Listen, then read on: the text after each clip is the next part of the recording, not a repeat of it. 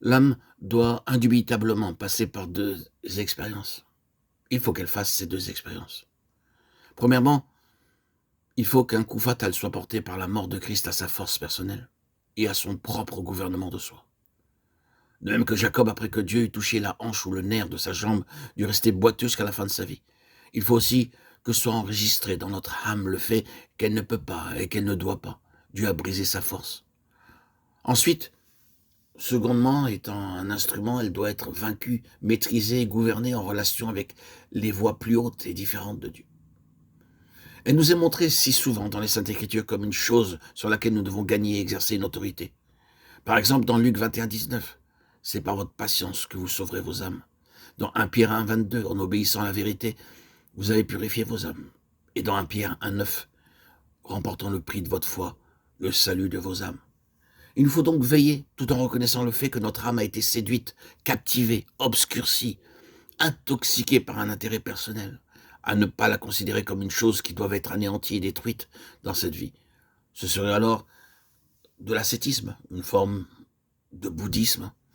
Le résultat d'une telle attitude n'est habituellement qu'une autre forme d'un psychisme exagéré, peut-être de l'occultisme. Toute notre nature humaine est dans nos âmes, et si la nature est supprimée dans une direction, elle prendra sa revanche dans une autre. C'est précisément la cause de troubles chez beaucoup de personnes de ne pas reconnaître cela. Il y a une différence entre une vie de suppression et une vie de service. La soumission, l'obéissance et le service de Christ à l'égard du Père n'étaient pas une destruction de l'âme, mais une vie de repos et de joie. L'esclavage dans son sens mauvais est le lot de ceux qui vivent entièrement dans leur âme. Nous avons besoin de réviser nos conceptions du service, car il est regardé de plus en plus comme une servitude et un esclavage, alors qu'il est en réalité quelque chose de divin. La spiritualité n'est pas une vie de suppression, cela est négatif.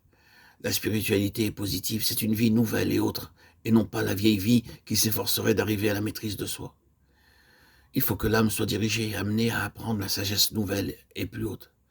Le fait est que nous soyons en mesure de l'accepter ou non, que si nous voulons marcher pleinement avec Dieu, toutes les énergies de notre âme et ses capacités pour connaître, comprendre, sentir et faire arriveront à une fin.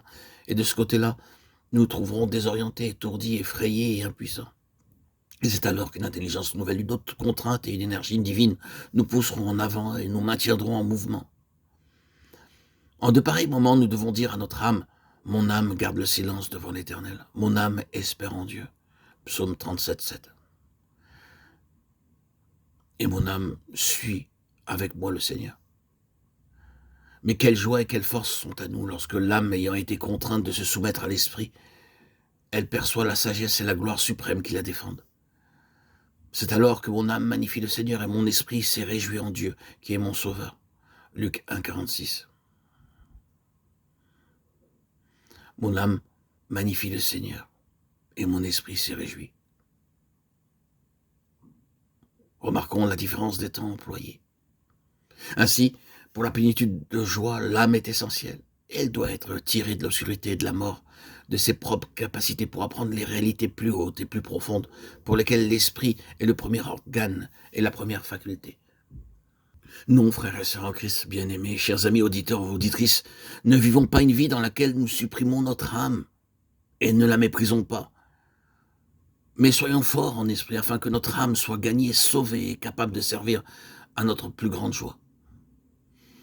Le Seigneur Jésus désire que nous trouvions le repos pour nos âmes, et cela, dit-il, nous est donné par son joug, le symbole de l'union et du service. L'âme, de même que certaines personnes trouvera sa valeur la plus grande en servant et non pas en dirigeant, désire être maîtresse, mais elle est aveugle aux limitations que Dieu lui a imposées. L'âme pense qu'elle peut, mais Dieu dit « tu ne peux pas ». Mais, bien à sa place, son intérêt personnel étant sous le verdict de la mort de Christ, elle peut alors être une servante très utile.